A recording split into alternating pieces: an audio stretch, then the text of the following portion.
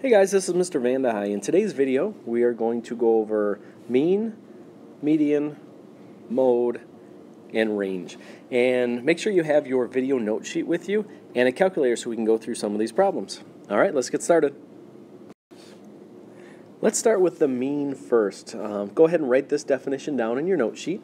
But the mean is also referred to as the average. And when we find the average of a group of numbers, we want to add the numbers together, and then we're going to divide by how many numbers are in our set of data.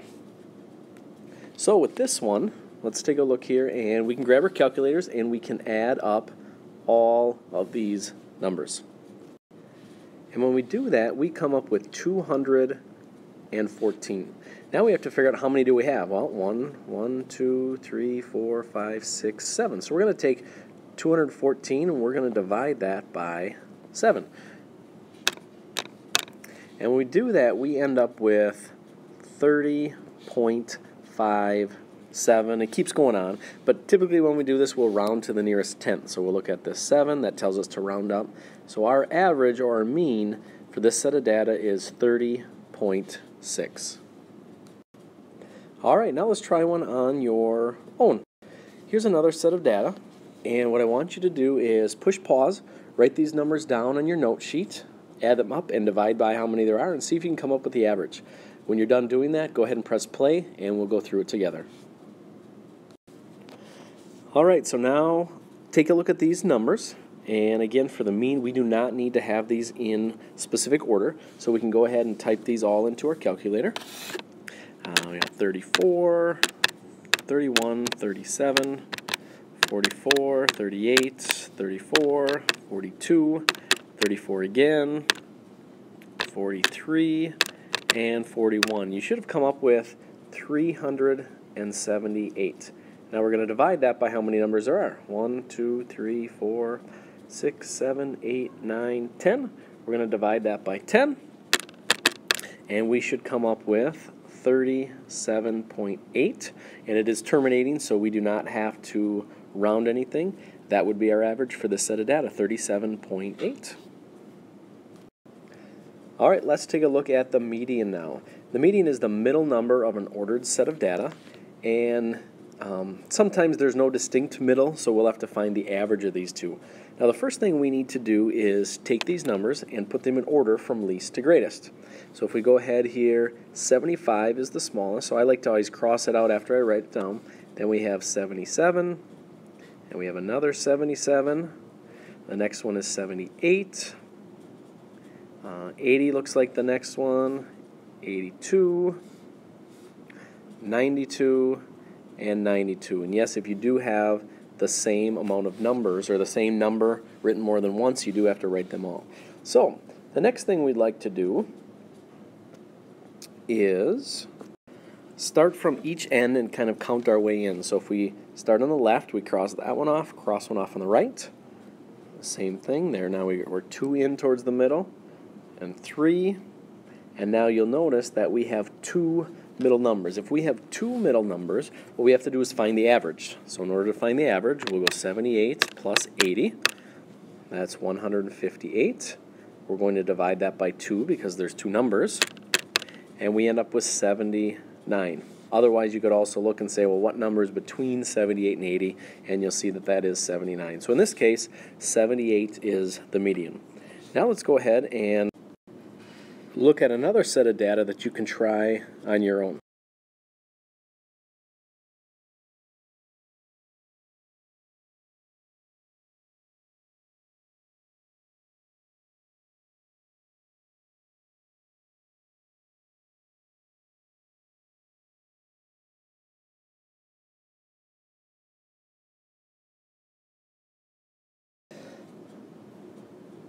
The first number that we have on here, the lowest number is 31. So let's put down 31 first. And then we have a 34. And the next one is another 34. There we go. We have a 37, 38, 41, 43, and our 44 is at the end. Alright, so what we can do now is we can go ahead and start from the left. There's 1, one on the right, left one, right, left, right. And again, we have an even number, or we have 2 in the middle. So what we're going to do is we're going to find the average. Now if we have 37 plus 38, that's going to equal 75. So we're going to go 75 divided by 2, and we'll get 37.5. And we know that 37.5 or 37.5 is in the middle of these two. Sometimes you will have a decimal. All right, now let's move on to our next topic. The next one is mode. And in mode, just write this down in your note sheet, is the number that occurs most often. A lot of people like to remember that. There's an O in mode right here, and it's most often with the O. Okay, so what we need to do is we need to look through here and see if anything's kind of stand out. The first thing that I see is I see a couple 34s. So I see one 34, there's another one, and here's another one. As I look through, are there any other numbers that kind of repeat themselves? Nope, I see 141, 43, and a 42, 144. Yep, these are all just ones. So our mode in this case is 34 because that occurs most often in our set of data. All right, let's take a look at this one. And I want you to write down both of these sets of data and find the mode for each one of these individually. When you're done, you can push play, and we can go through the answers together. All right, let's start with the top one. As we're going through, I see a couple 92s. There's 92. I see a 77 twice. And the other ones look like they're all just one time. So in this case, 92 and 77 are both the mode. Yes, you can have more than one mode. All right, let's take a look at this bottom set. And as we look at 29 is once, 28, 34 is only one time, 30, 33, 20. No, these all occur only one time. Now, if that happens, they're all not the mode because they're all the same. There actually is no mode. And this can happen in a set of data. If there's nothing that occurs more than the other ones, meaning more than one time, there is no mode in this case. Okay, let's move on to the range. Again, in your note sheet, if you would, write down this definition. The range is the difference between the highest and the lowest values. And again, here we do not need to put these in order. All we need to do is find the smallest value and the highest value, and we're going to find the difference, and when we find the difference, we subtract. So as I'm looking through, 15 kind of stands out as the lowest. I don't see any number that's lower than that. And I see some numbers in the 50s, but I see another number in the 60s, and 63 is the highest. So we want to find the difference. So we're going to take our highest number, we're going to subtract our lowest number. We can use our calculator, or you guys know how to subtract like this too. We're just going to regroup. 8, 5, and 1 is 4. So 48 is our range for this set of data. All right, go ahead and push pause.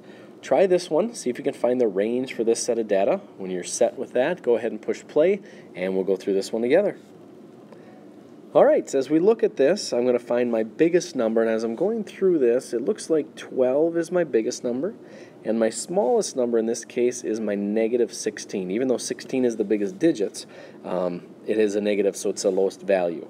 And again, we want to find the difference, and when we find the difference, we subtract. So I'm going to start with my biggest number, 12. We're going to subtract the lowest, which is a negative 16. And you guys know that when we find, when we're subtracting integers, we can actually add the opposite. And when we do that, we end up with 12 plus 16, and that is going to equal 28. The other way people like to look at this is if we have a number line, we have 0 in the middle, 12 is going to be over here, and my negative 16 is over on this side. And again, the range is the difference or the distance between these two numbers. I like to think of it like this. Here's my 12, and then if I go from 0 to negative 16, that's 16 spaces. When we find the range, we never have a negative range because there's always a distance in between numbers. So again, we would take the 16, we would add it to the 12, and we'd end up with 28. There's 28 in between negative 16 and 12.